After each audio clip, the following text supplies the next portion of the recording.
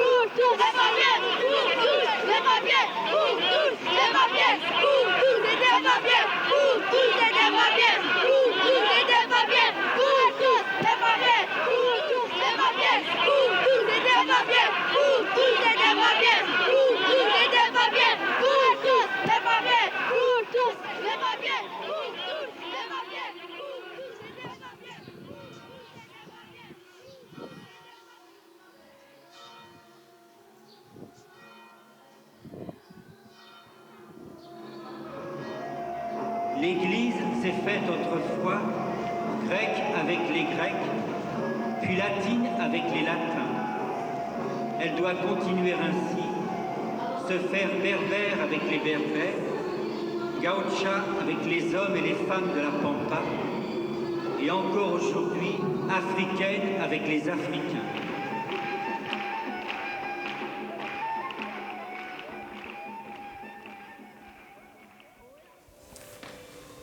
J'ai écrit un petit texte pour l'homélie de dimanche. J'aimerais vous le soumettre. Hein. On vous écoute, mon père. C'est bien. La foi, les gens ont tendance à croire que c'est un truc éthéré qui flotte au-dessus de nos têtes. Un truc qu'on attrape et avec lequel on s'élève au-dessus de situations compliquées ou bien pour expliquer des événements incompréhensibles. La foi, c'est un truc qui est dedans, bien au fond de nous. Un truc patient qui attend son moment pour s'exprimer et te rappeler concrètement qui tu es et pourquoi tu crois en ce que tu crois. Le jour où elle se présente à toi, l'enchaînement des événements peut te paraître extraordinaire, voire miraculeux. Mais ne te laisse pas séduire. La tentation de se sentir au centre du phénoménal est grande. Rien n'est extraordinaire, ou bien tout l'est.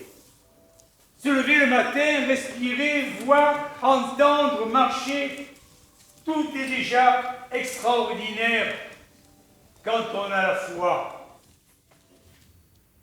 Là, sous mes fenêtres, sous mes yeux,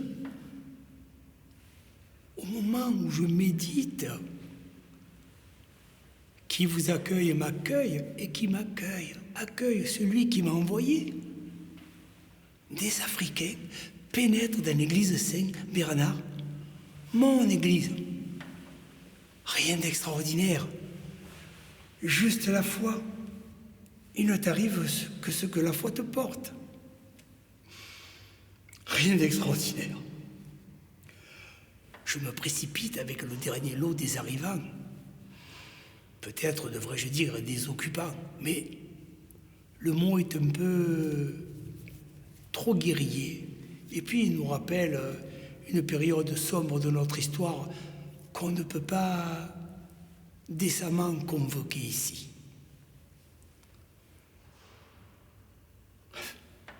Ils me diront qui ils sont et comment ils veulent que je les appelle. Je dois parler à cette femme. Elle vient vers moi. Elle m'a repéré. Je dois avoir la tête du métier.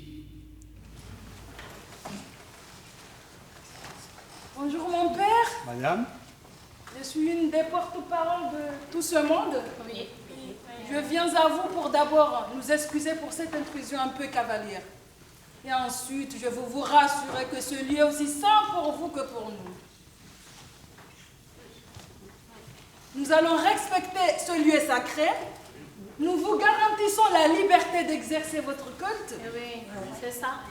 Personne ne nous reprochera rien. Vous avez ma parole. C'est ça. c'est tout à votre honneur. Mais nous n'en sommes pas encore là.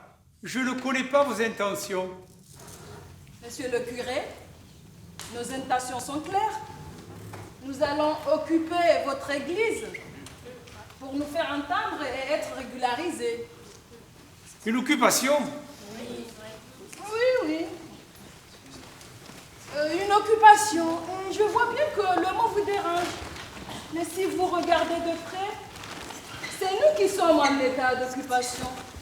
C'est nous qui craignons les dénonciations et les forces de l'ordre dans tous les coins de rue. Alors, qui êtes-vous?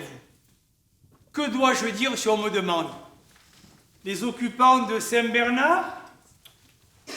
Les demandeurs d'asile de Saint-Bernard? Les clandestins de Saint-Bernard? En vérité, je vous le dis, nous ne demandons aucun asile. Chacun d'entre nous ici a un logement, un travail et des enfants qui vont à l'école. Et toutes les autres choses qui font la vie familiale comme tous les Français. Certains d'entre nous ici sont là depuis une décennie. Oui. Il y a quelques mois à peine, nous étions des familles et des travailleurs parfaitement légaux. C'est les nouvelles lois qui nous ont mis hors la loi. C'est ça. Elles nous ont transformés en sans-papiers. Donc nous sommes les sans-papiers de Saint-Bernard. Oui, c'est ça. Je vous comprends, madame. Mais occupation ou pas, avec ou sans papier, vous ne pouvez pas rester là, aussi nombreux, et avec les enfants en plus. C'est une église. Il n'y a aucune commodité, oui. Pas de toilette, pas de salle d'eau. Disons que je n'ai pas les moyens de vous accueillir dans des conditions dignes. Monsieur le curé, c'est à mon tour de vous comprendre. Pour ce qui est de la vie pratique, on saura s'organiser. Nous tâcherons d'être le plus effacés possible. Nous ne perturberons aucun office si nous sommes là d'ici quelques jours. Nous ferons le ménage. Je regrette fortement la totale absence de négociation ou de concertation avant votre arrivée. Nous aurions pu prendre des dispositions. Monsieur le curé, nous négocions notre présence. Nous négocions nos vies. Oui. Et nous négocions aussi la vie de nos enfants. Oui. Nous négocions un travail décent et rémunéré à sa juste valeur. Oui. Nous négocions nos logements. Oui. Nous négocions des chambres d'hôtel. Oui. Nous négocions des hôpitaux. Et nous négocions même l'odeur de notre nourriture et de notre transpiration dans les narines des autres. Nous, Africains de France, nous négocions tout le temps. Nous négocions pour tout. Cette fois, nous avons le pouvoir de décider pour nous. Nous l'avons pris. C'est un premier pas. Nous allons nous faire entendre. Oui, ça nous... Et une église, ça résonne bien. Bonne acoustique. Et ça résonne bien. L'affaire de Saint-Ambroise a été douloureuse pour tous. Justement, à cause de ce manque de concertation. Nous sommes en République. Il y a des lois. Mais, à l'intérieur d'une église, il n'y a aucune loi. au-dessus de celle de l'Évangile. La République, au nom de la laïcité, nous garantit ça. Jean-Paul II disait « Un migrant sans papier n'est pas simplement un individu à respecter selon les normes fixées par la loi, mais une personne dont la seule présence nous interpelle en ces termes. Qu'as-tu fait de ton frère, de ta sœur ?» La réponse à une telle question ne peut pas être donnée dans les limites imposées par la loi, mais dans la seule optique de solidarité d'humanité. Je ne signerai pas l'ordre de réquisition, je vous le promets.